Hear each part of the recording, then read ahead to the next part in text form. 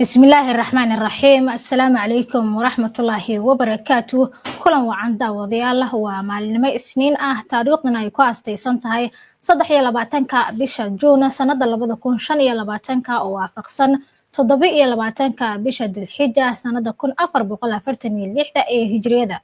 كسو دوادا برامجكا wararka maanta waan kugu soo gudbin doono wararkii iyo dhacdooyinkii ugu dambeeyay ee dunida ka dhacay saacadii aynu soo dhaafnay ilaa iyo daqiiqadan qodobada aan maanta barnaamijka idinkugu haynana waxaa ka mid ah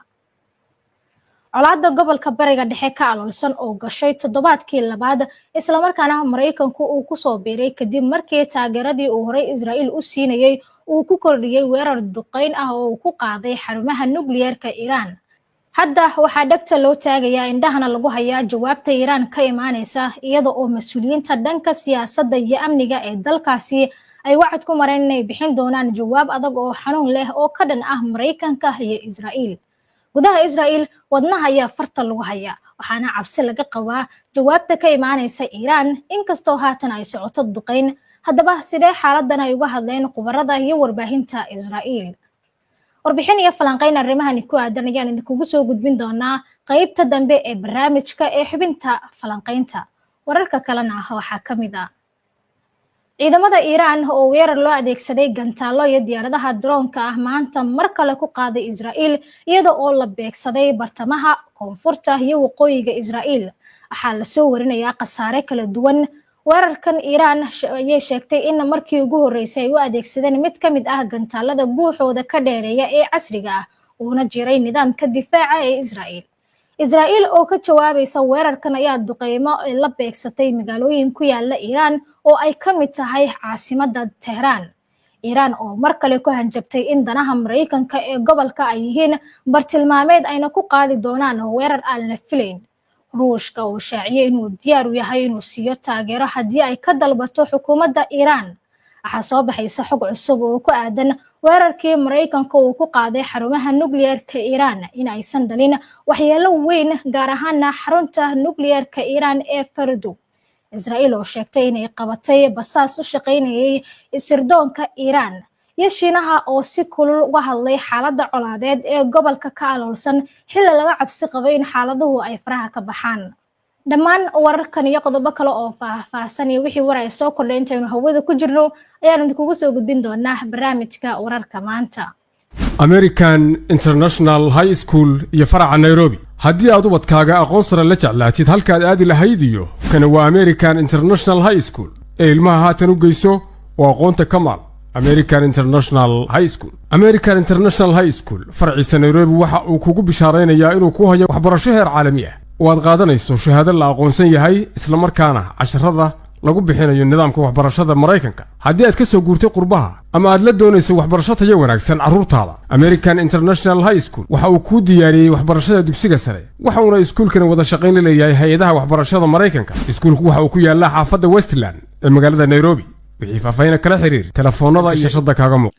soo dhawaada mar kale daawadayaal si aad u hesho wararka barnaamijyada iyo macluumaadka aynu halkan ku soo gudbino haddii aad ku cusub tahay baraheena bulshada ee kala duwan ama aadan hore ugu xirnayn hadda ku soo biir waan ku mahadsantihiin daawashada iyo la socodka barnaamijka maanta barnaamijka waxaynu ku bilaabeynaa xaaladda bariga dhexe halkaasi oo maalintii 11aad ay colaadu gashay saacadihii la soo dhaafay ciidamada ilaalada kacaanka islaamiga ah ee Iran ayaa qaaday weerar 4 mawjadood ka koobnaa oo gantaalo iyo diyaarado drone isugu jira kuwaasi oo lagu garaacay magaalooyin ku yaala gudaha Israa'iil waxaana weerarka uu socday muddo 20 daqiiqo gudahood ah iyada oo duqeynta ay saameysay laga soo bilaabo waqooyiga ilaa koonfurta taasi oo sababtay dab ka kacay magaalada Safed iyo koronto la'aan ee ka dhacday Ashdod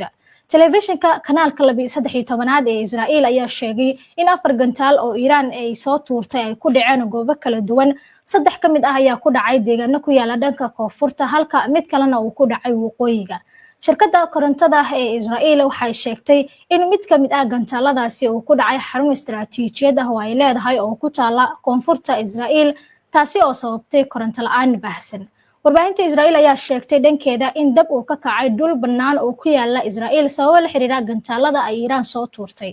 difaaca rayidka Israa'iil ayaa waxa uu sheegay in dab ka kacay deegaanka Safed uu ka dhashay ee gantaal aagaasi ku habsaday wasiirka tamarta Israa'iil ayaa dhankiisa waxa uu tilmaamay in 8,000 oo guri oo ku yaala Ashdod ay koronto la'aan noqdeen kadib weerarka gantaalada ee Iiraan ay soo qaaday. Warbaahinta Israa'iil waxay sidoo kale sheegtay in ilaa 15 gantaal laga soo tuuray Iiraan. ciidanka difaaca gudaha ayaa dhankooda sheegay in gantaalo lagu weeraray magaalada Casqalaan ee koonfurta Israa'iil. seeriga digniinta ka bixiya gantaalada ayaa laga maqlay waqooyiga iyo bartamaha Israa'iil iyo deegaano kale oo ka tirsan buuraleyda Golan. militariga Israa'iil ayaa waxa uu dhankiisa sheegay in nidaamyada difaaca ay qabteen gantaalo laga soo riday ee dhanka Iiraan. bogga internetka ee Flyradar ee lagala socdo duulimaadyada ayaa sheegay in 5 diyaaradood ay hakiyeen in ay ku degaan garoonka diyaaradaha ee Ben Gurion ee magaalada Tel Aviv sabab la xiriira gantaalada Iiraan. sida ay sheegayaan warbaahinta Israa'iil tan iyo markii uu dagaalku bilowday Iiraan waxay Israa'iil ku garaacday ku dhawaad ilaa 500 oo gantaal iyo in ka badan 1,000 diyaaradood oo ah kuwa aan duuliyaha lahayn ee loo yaqaano droniska. waa tahay markana aynu dhanka Iiraan jaleecno. wakaalada wararka ee Iiraan ayaa waxay ku warantay iyadoo soo xiganaysa ciidamada ilaalada kacaanka Islaamiga ah ee Iiraan ee magacooda loo soo gaabiyo IRGC in weerarkii gantaalada ee ugu dambeeyay lagu isticmaalay markii ugu horeysay gantaalka Khaybar oo ah gantaal plastic ah oo leh madaxyo badan. weerarkan ayaa lagu sheegay in looga jawaabayo sida bayaanka lagu yiri sharta joogtada ah ee nidaamka sahnuuniyadda iyada oo sidoo kale la adeegsaday diyaarado caqli badan oo aan duuliyo lahayn sida ay sheegtay wakaalada wararka ee Irna iyadoo soo xiganaysa waaxda xiriirka dadweynaha ee IRGC. Irna ayaa sidoo kale ku warantay in bartilmaameedyo istiraatiiji ah lagu dhuftay guud ahaan dhulka la haysto ee laga soo bilaabo waqooyiga ilaa koonfurta iyo bartamaha Israa'iil. war kale oo arrimaha la xiriira haddii aynu eegno wargeyska The Financial Times ee ka soo baxa magaalada London ayaa soo xigtay la xog ogaal ah oo Iiraaniyiin ah kuwaasi oo sheegay in uraniumkii la kobciyo aanay waxyeelo soo gaarin isla markaana laga fikiray halista ku imaan karta haddii lagu kaydiyo meelaha weerarka lagu bartilmaameedsaday. isla ila wareedkaasi ayaa sheegay in Iiraan aysan raadinaynin in barnaamijkeeda nuclearka ay u bedesho mid military isla markaana ay doonayso inay u isticmaasho oo kaliya waxyaha rayidka. war culus oo colaadani la xiriira taliyaha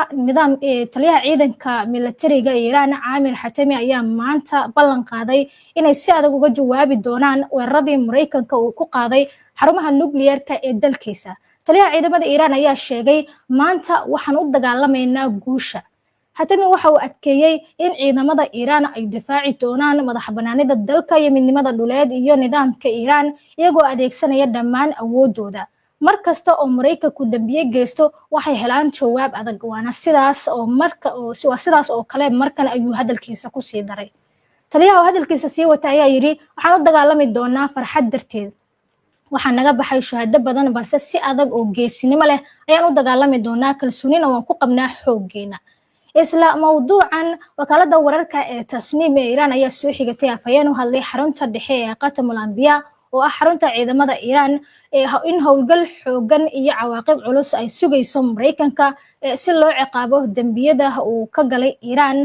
ayuu sheegay afayeenkaasi. waxa uu diray fariin madaxweynaha Mareykanka Donald Trump isaga oo yiri adigu waxaad bilowday dagaalka balse annaga ayaan dhameyn doonaa. afayeenka ciidamada qalabka sida Iiraan Ibrahim Sulfiqari ayaa ku dhawaaqay in falkan gardarrada ah uu ballaarin doono yoolalka sharciga ah ee ciidamada Jamhuuriyadda Islaamiga ah ee Iiraan isla markaana uu furi doono wadada dagaalka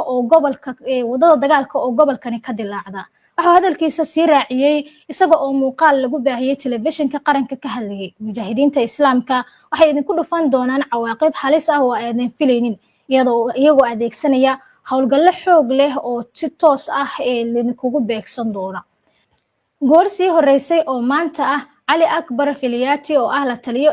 la taliyaha hogaamiyaha sare ee Iiraan Ayatollah Ali Khamenei ayaa sheegay in aysan jirin meel dambe oo Mareykanka ay kaga sii nagaan karo ee bariga dhexe isagoo intaasi ku daray in ay tahay in uu isugu cawaaqib aan laga soo kaban karin oo ku dhacda. Filiyati waxa uu sidoo kale uga digay in saldhigyada Mareykanku ay u adeegsado si uu weeraradiisa u fuliyo ay noqon doonaan yoolal sharci ah oo ay bartilmaameedsan doonaan Iiraan. tani waxay timid maalin kadib markii militariga Mareykanka uu ku riday gantaalo culus 3 goobood oo nuclearka ay u yaalaan Iiraan.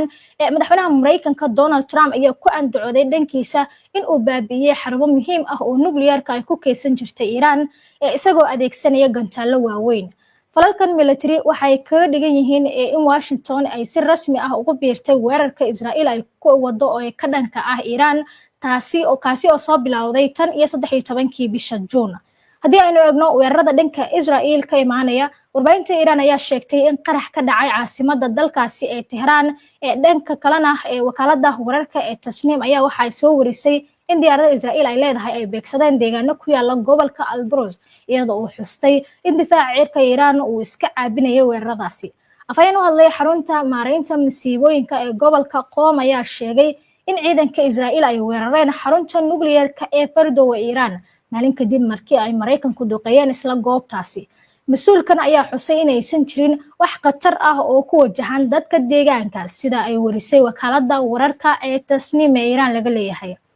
war hadda soo dhacay haddii aynu isha marino laamaha ammaanka Israa'iil ayaa sheegay inay gacanta ku dhigeen qof Israa'iili ah oo basaasay una shaqeynayay Iran waxaana ay howlgalkani lagu qabtay shakhsigan uu ka dhacay magaalada Haifa.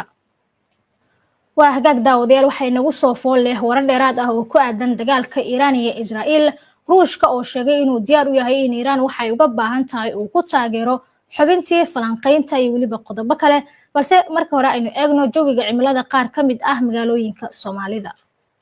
aynu ku bilownay ee magaalada Muqdisho heerkulka cimiladeedu waa 29 degrees centigrade jawigeedu waa qayb ahaan mid qorrax leh xawaaraha dabayshuna waa 28 kilomitir saacadii. magaalada Jigjiga heerkulka cimiladeedu waa 24 degrees centigrade jawigeedu waa qorrax iyo daruuro wada jira xawaaraha dabayshuna waa 28 kilomitir saacadii. magaalada Hargeysa heerkulka cimiladeedu waa 29 degrees centigrade jawigeedu waa qorrax iyo daruuro wada jira xawaaraha dabayshuna waa 38 kilomitir saacadii. magaalada Jabuuti heerkulka cimiladeedu waa 40 degrees centigrade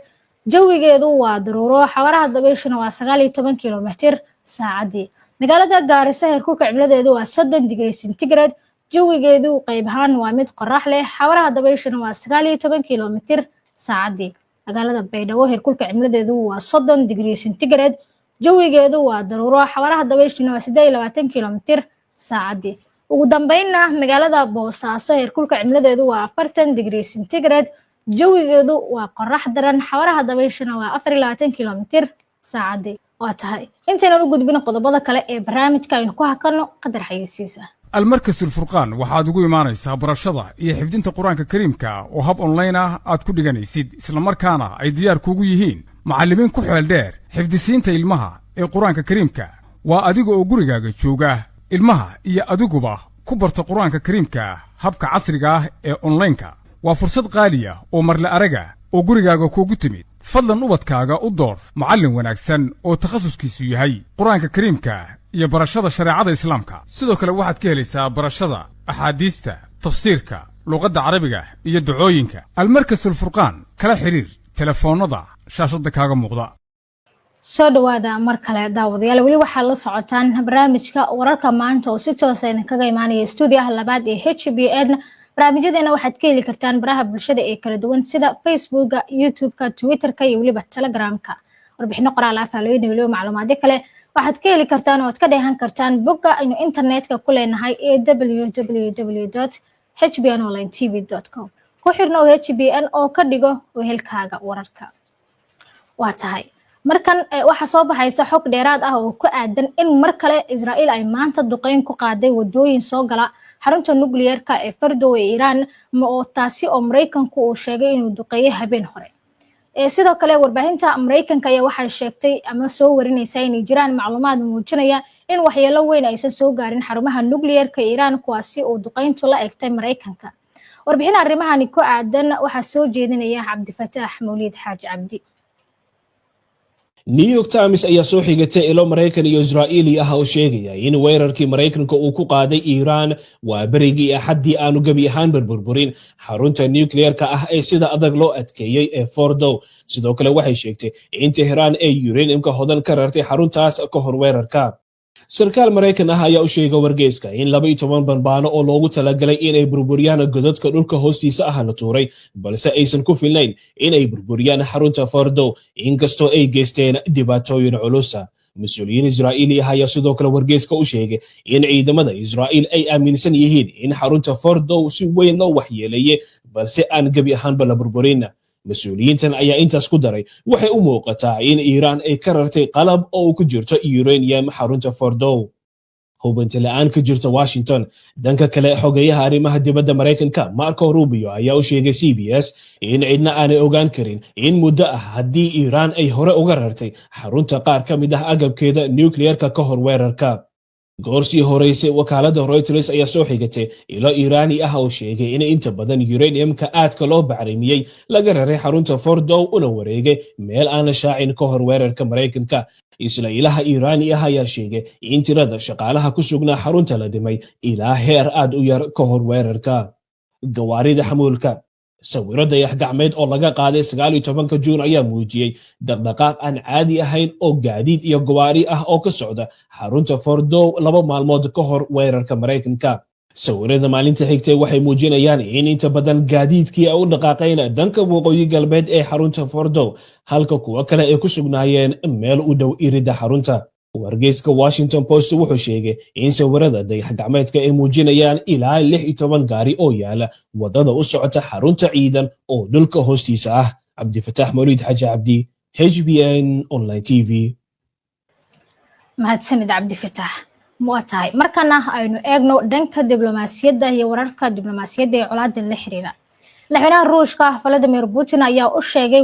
wasiirka arrimaha dibadda ee Iiraan Abbas Araghchi intii lagu guda jiray wadahadallo ka dhacay Moscow in gardarrada lagula kacayo Iiraan aysan ahayn mid gebi ahaanba qiil loo heli karo. Putin waxa uu hadalkaasi ka jeediyay bilowgii wadahadallada Kremlinka isagoo sheegay in Ruushka uu diyaar u yahay inuu caawiyo shacabka Iiraan. dhanka kale Araghchi waxa uu uga mahadceliyay Putin cambaareynta weerarada Mareykanka ee Iiraan ka dhanka ah isagoo u sheegay in Ruushka uu u taagan yahay dhinaca saxda ah ee taariikhda. waxa uu intaasi ku daray in hogaamiyaha sare ee Iiraan Ayatollah Ali Khamenei iyo madaxweynaha Iiraan Mas'ud Pezeshkian ay u dhiibeen salaam iyo bogaadin ay u gudbiyo salaantaasi ee madaxweyne Putin. war kale oo Ruushka ka soo yeeray hadii aynu eegno aqalka Kremlinka ee looga arrimayo Ruushka ayaa sheegay in weerarkii Mareykanka uu ku qaaday 3 xarumood oo nuclearka ah oo Iiraan ku yaala uu kordhiyay tirada dhinacyada ku lug yeeshay colaadan isla markaana uu bilaabay marxalad cusub oo xiisad sare ah. afhayeenka Kremlinka Dmitry Peskov ayaa u sheegay wariyaasha in aan wali la ogeyn waxa ku dhacay xarumaha nuclearka Iiraan iyo inay jirto qatar ee waxyaabo kiimika ah iyo in kale. Peskov waxa uu sheegay in madaxweynaha Mareykanka Donald Trump uusan horey ugu sii wargelin madaxweyne Putin weeraradaasi inkastoo ay si guud ay uga wada hadleen suurtagalnimada ah in Mareykanku uu si military ahaan uga qayb qaato dagaalkan ee bariga dhexe ka socda. markii la weydiiyay waxa Ruushka uu diyaarka u yahay in uu sameeyo, Peskov waxa uu sheegay in Moscow ay u bandhigtay kaalinteeda dhexdhexaadinta ay soo bandhigtay isla markaana waxa xiga ay ku xiran yihiin waxyaabaha ay Iiraan u baahan tahay. dhanka Shiinaha hadii aynu eegno afayeen u hadlay wasaaradda arrimaha dibadda ee Shiinaha Gao Jiagun ayaa ugu baaqay beesha caalamka in dadaal dheeraad ah ay ku bixiso sidii looga hortagi lahaa in dagaalkani uu saameyn ku yeesho dhaqaalaha adduunka isagoo xusay in gacanka iyo biyaha ay ku hareeraysan ay yihiin marino ganacsi oo caalami ah oo aad muhiim u ah dunida. Gao waxa uu yiri Shiinaha waxa uu ugu baaqayaa dhinacyada isku haya in ay ka hortagaan in xaaladdu ay si isdaba joog ah u kacsanaato si adag waa inay uga fogaadaan si adag fiditaanka dagaalka ayna ku laabtaan jidka xalka siyaasadeed. Shiinaha waxa uu ugu baaqayaa beesha caalamka in ay dadaalkooda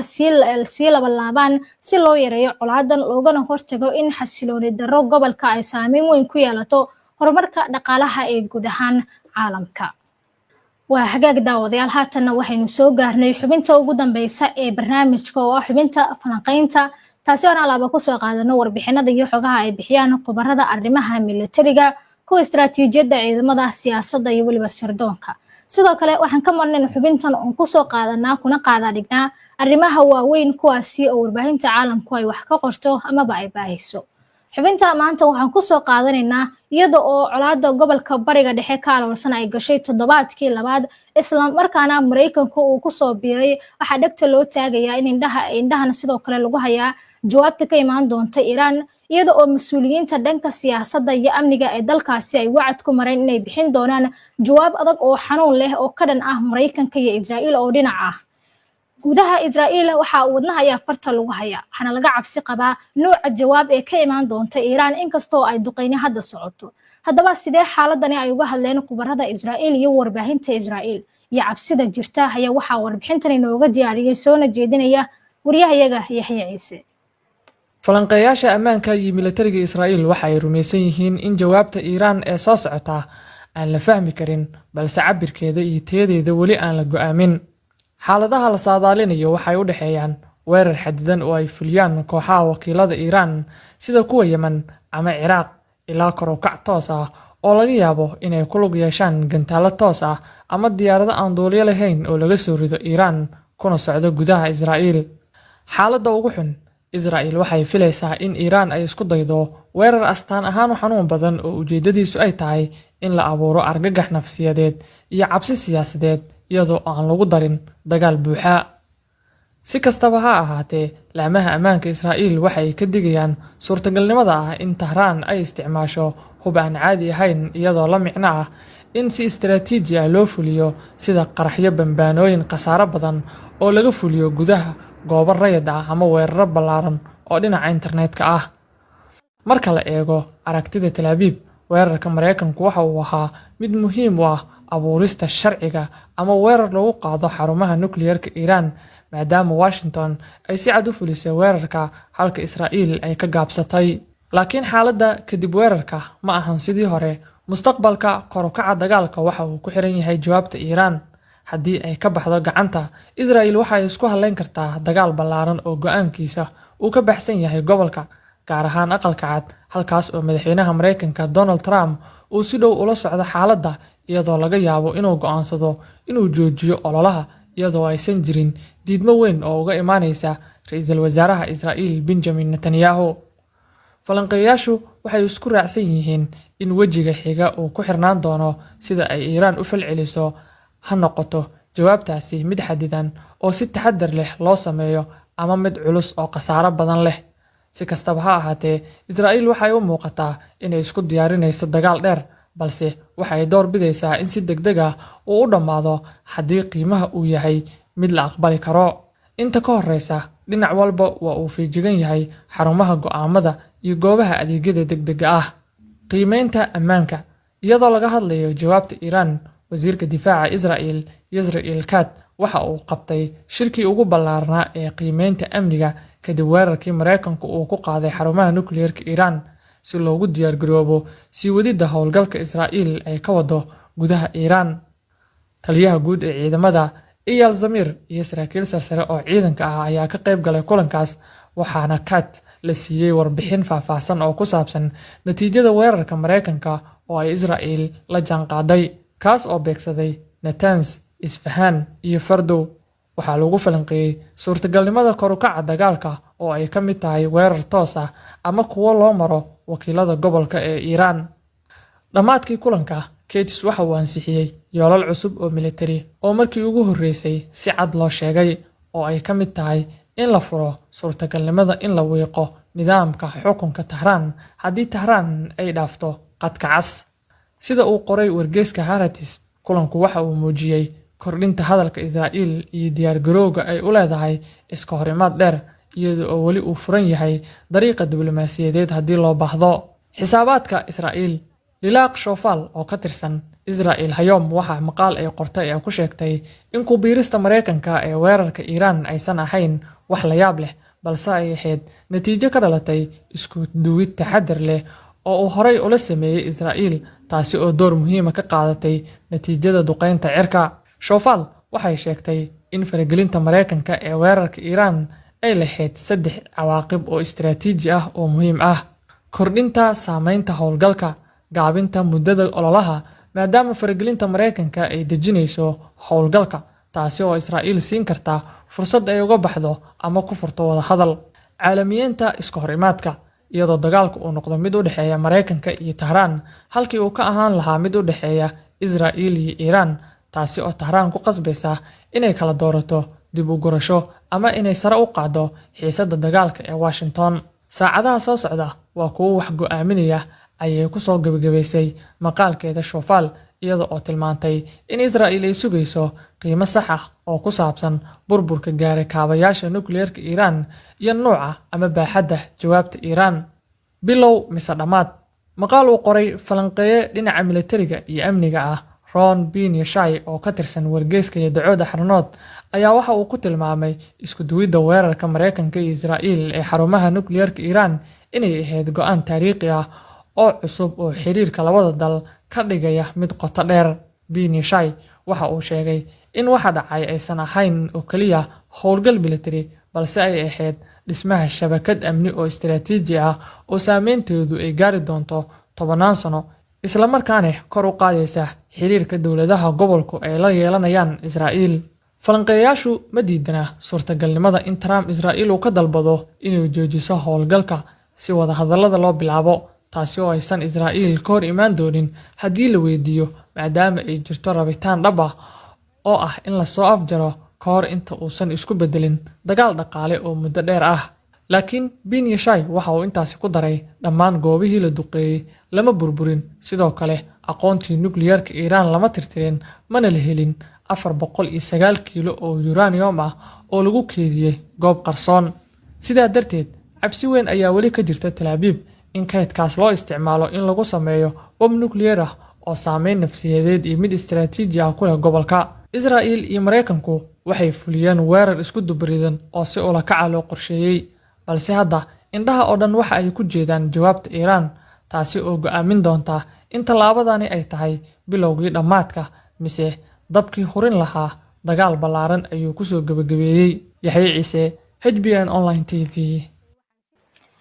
waa hagaag daawadayaal aad buu mahadsan yahay Yaxye. Guud ahaan waxaa intaasi ku eg barnaamijkii wararka maanta oo si toos ah uga daawanayseen HBN. Si aad u hesho wararka, warbixinada iyo barnaamijyada aynu halkan kusoo gudbino, haddii aad ku cusub tahay baraheena bulshada ee kala duwan ama aadan hore ugu xirnayn, hadda ku soo biir. Tan iyo intaanu dib ugu kulmi doono barnaamij midkan lacayna, waxaan idinkaga tegaynaa sidaas iyo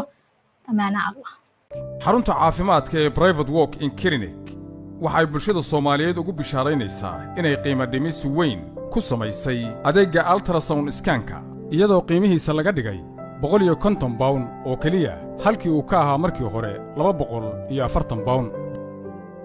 waxaa sidoo kale xarunta ka howlgala Dr. Akan Efe oo ah dhakhtar rugcadaa ah kana soo shaqaynayay howlaha caafimaadka muddo ka badan 30 sano, kuna takhasusay xanuunada wadnaha, caloosha iyo dheefshiidka, kilyaha, sambabada iyo lafa xanuunka. Dr. Akan Efe wuxuu xarunta ka howlgalaa maalinta Arbacada usbuuc kasta. sidoo kale xarunta waxaa ka howlgala dhakhaatiir isugu jira Soomaali iyo ajnabi oo takhasusyo kala duwan leh. waxaa intaa dheer inaad xarunta ka heli karto adeegyo kale oo caafimaad oo ay ka mid yihiin daaweynta jirdhiska, physiotherapy, daaweynta cudurrada maskaxda iyo dareenka sida walwalka, murugada, waswaaska iyo trauma. xarunta Private Walk in Clinic waxa ay ku taallaa galbeedka magaalada London, xaafadda caanka ah ee Shepherd Bush. wixii faahfaahin ah oo intaa dheer kala xiriir lambarada emailka iyo baraha bulshada ee shaashada kaaga muuqda. adreeska xaruntu waa 108 Goldhawk Road, London, W12 8HD. soo gudbinta barnaamijkan waxaa gacan ka geysatay shirkadda xawaaladda ee Safari Remit oo ah shirkad xawaaladeed oo fadhigeedu yahay dalka UK. si aad u hesho faahfaahin dheeraada una adeegsato adeegga Safari Remit, booqo website-ka shirkadda www.safariremit.com.